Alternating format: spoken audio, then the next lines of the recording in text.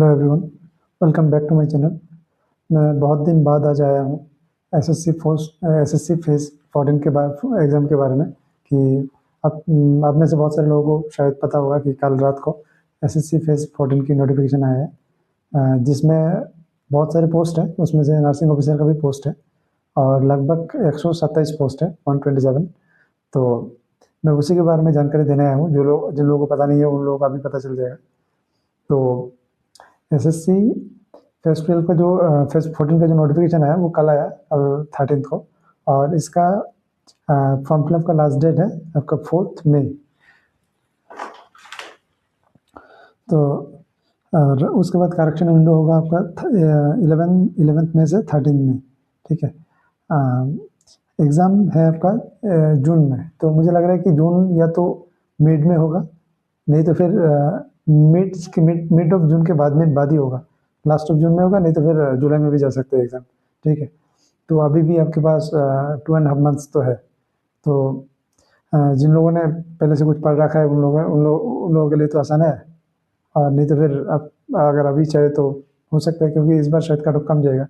क्योंकि अभी इस बार क्या हुआ, जो सिलेबस जो है जीके, रीजनिंग, मैथ, इंग्लिश का जो सिलेबस है, उसमें पहले ऐसा होता था कि 100 क्वेश्चन था, 200 मार्क्स, लेकिन पूरा मतलब 1 घंटा समय मिलता था, और उसमें से मतलब आप किसी में कम समय, किसी में ज़्यादा ऐसा लगा सकते हैं।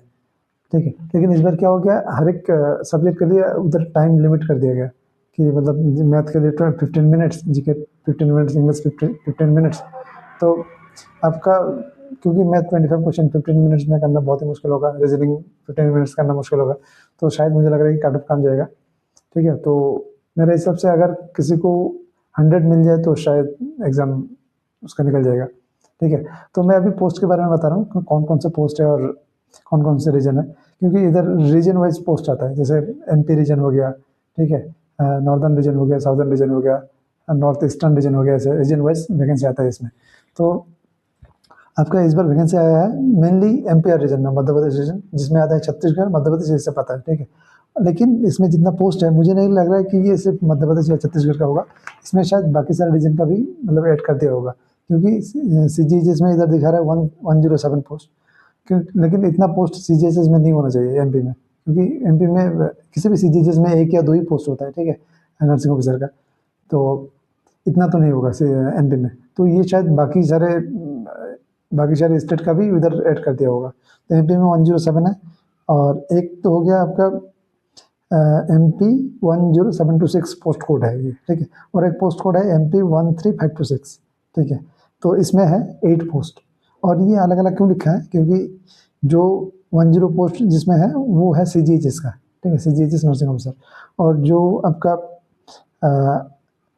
MP 13526 एक पोस्ट कोड है, और वो उसमें 8 पोस्ट है, और ये है आपका all India institute of hygiene and public health में ये आएगा पोस्ट। ठीक है। और आप ये सब ssc.gov.in में जाके देख सकते हैं। ठीक है। ये वेबसाइट में जाएंगे तो उधर नोटिस बोर्ड में फर्स्ट जो नोटिस आएगा उसी में क्लिक करके फेज़ 14 का आप नोटिस पूरा पढ़ सकते हैं उधर से। ठीक है। और एक आया है MP 13426 पोस्ट कोड, ये होगा आपका पब्लिक हेल्थ नर्सिंग ऑफिसर। ये लेवल 8 का पोस्ट है। ठीक है।